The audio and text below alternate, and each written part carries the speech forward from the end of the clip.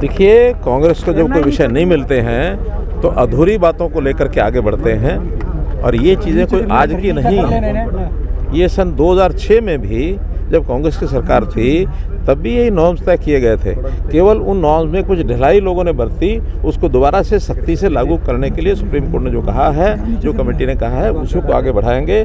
किसी प्रकार का कोई अरावली का खतरा नहीं है।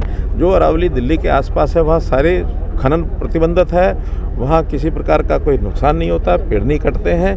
केवल दूर दराज से जहाँ खनन को लेकर के और बड़ी बड़ी पहाड़ियों में खनन किया जा रहा था इलीगली, उसको इलीगल खनन ना हो इसलिए उन्होंने कुछ नॉर्म्स बनाए हैं।